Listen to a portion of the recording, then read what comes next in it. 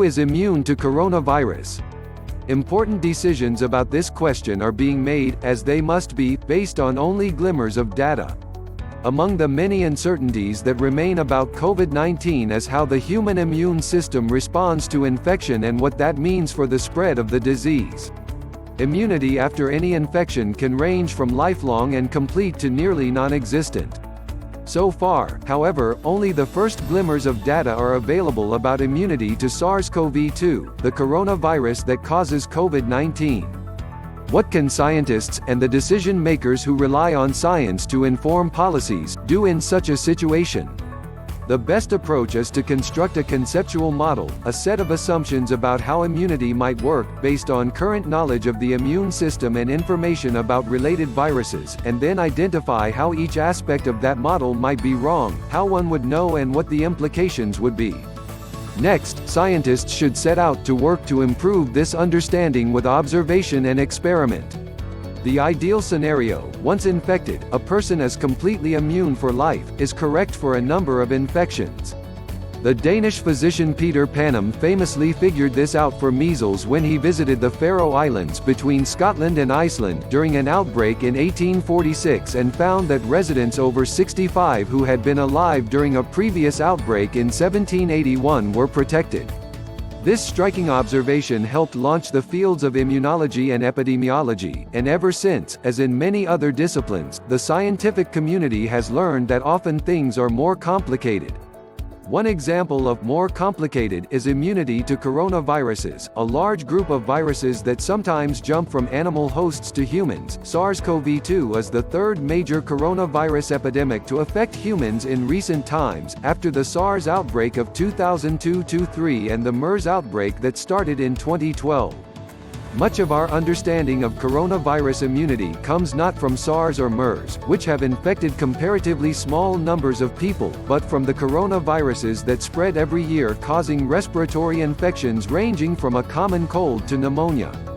In two separate studies, researchers infected human volunteers with a seasonal coronavirus and about a year later inoculated them with the same or a similar virus to observe whether they had acquired immunity.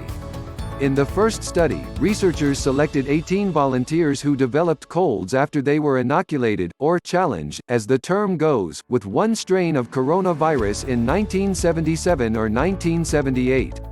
6 of the subjects were re-challenged a year later with the same strain, and none was infected, presumably thanks to protection acquired with their immune response to the first infection. The other 12 volunteers were exposed to a slightly different strain of coronavirus a year later, and their protection to that was only partial. In another study published in 1990, 15 volunteers were inoculated with a coronavirus, 10 were infected. 14 returned for another inoculation with the same strain a year later. They displayed less severe symptoms and their bodies produced less of the virus than after the initial challenge, especially those who had shown a strong immune response the first time around. No such human challenge experiments have been conducted to study immunity to SARS and MERS. But measurements of antibodies in the blood of people who have survived those infections suggest that these defenses persist for some time, 2 years for SARS, according to one study, and almost 3 years for MERS, according to another one. However, the neutralizing ability of these antibodies, a measure of how well they inhibit virus replication, was already declining during the study periods. These studies form the basis for an educated guess at what might happen with COVID-19 patients. After being infected with SARS-CoV-2, most individuals will have an immune response, some better than others. That response, it may be assumed, will offer some protection over the medium term, at least a year, and then its effectiveness might decline. If it is true that infection creates immunity in most or all individuals and that the protection lasts a year or more, then the infection of increasing numbers of people in any given population will lead to the buildup of so-called herd immunity. As more and more people become immune to the virus, an infected individual has less and less chance of coming into contact with a person susceptible to infection. Eventually, herd immunity becomes pervasive enough that an infected person on average infects less than one other person. At that point, the number of cases starts to go down.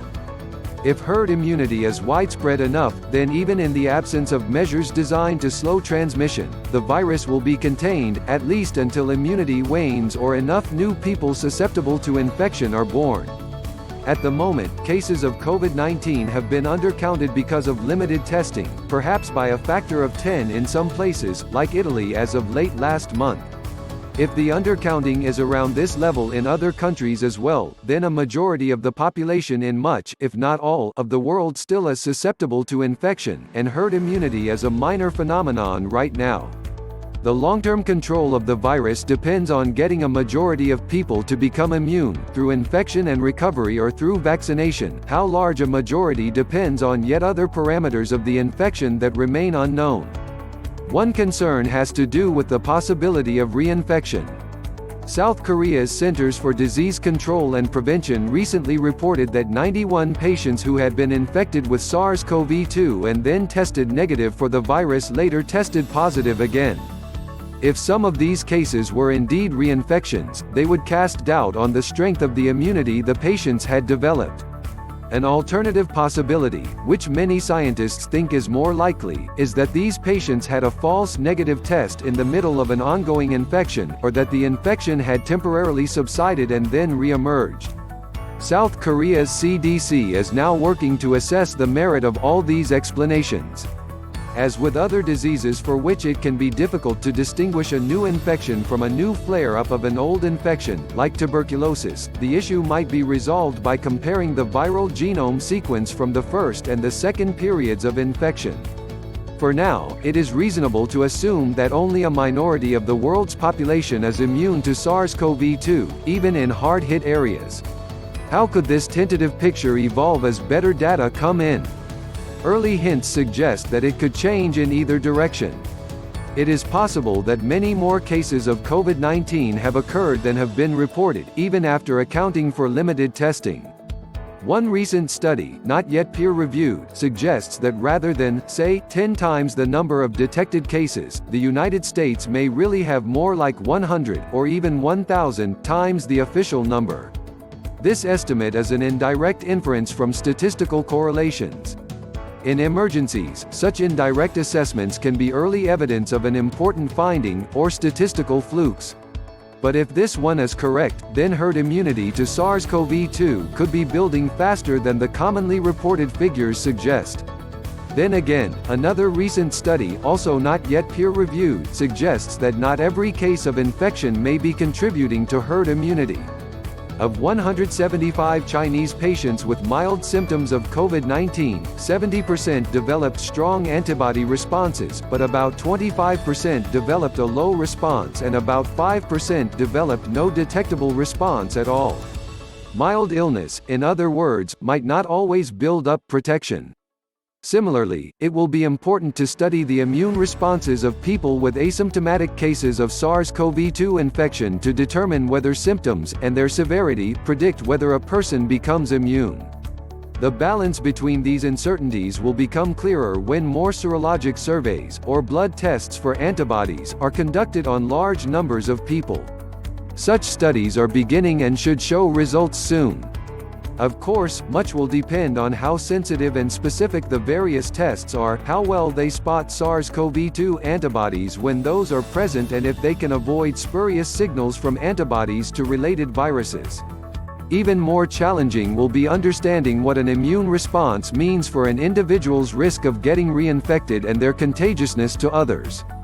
Based on the volunteer experiments with seasonal coronaviruses and the antibody persistence studies for SARS and MERS, one might expect a strong immune response to SARS-CoV-2 to protect completely against reinfection and a weaker one to protect against severe infection and so still slow the virus's spread.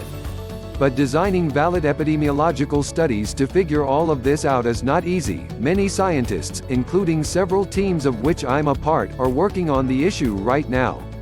One difficulty is that people with a prior infection might differ from people who haven't yet been infected in many other ways that could alter their future risk of infection. Parsing the role of prior exposure from other risk factors is an example of the classic problem epidemiologists call confounding, and it is made maddeningly harder today by the fast-changing conditions of the still-spreading SARS-CoV-2 pandemic. And yet getting a handle on this fast is extremely important, not only to estimate the extent of herd immunity, but also to figure out whether some people can re-enter society safely, without becoming infected again or serving as a vector, and spreading the virus to others. Central to this effort will be figuring out how long protection lasts. With time, other aspects of immunity will become clearer as well. Experimental and statistical evidence suggests that infection with one coronavirus can offer some degree of immunity against distinct but related coronaviruses. Whether some people are at greater or lesser risk of infection with SARS-CoV-2 because of a prior history of exposure to coronaviruses is an open question. And then there is the question of immune enhancement. Through a variety of mechanisms, immunity to a coronavirus can in some instances exacerbate an infection rather than prevent or mitigate it. This troublesome phenomenon is best known in another group of viruses, the flaviviruses, and may explain why administering a vaccine against dengue fever, a flavivirus infection, can sometimes make the disease worse. Such mechanisms are still being studied for coronaviruses, but concern that they might be at play as one of the obstacles that have slowed the development of experimental vaccines against SARS and MERS.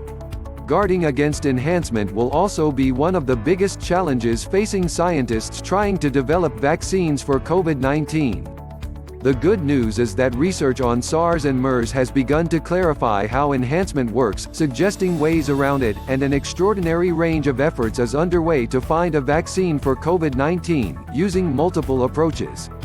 More science on almost every aspect of this new virus is needed, but in this pandemic, as with previous ones, decisions with great consequences must be made before definitive data are in. Given this urgency, the traditional scientific method, formulating informed hypotheses and testing them by experiments and careful epidemiology, is hyper-accelerated. Given the public's attention, that work is unusually on display. In these difficult circumstances, I can only hope that this article will seem out of date very shortly, as much more is soon discovered about the coronavirus than is known right now. If you like this video, please hit the thumbnail up, leave a comment and subscribe.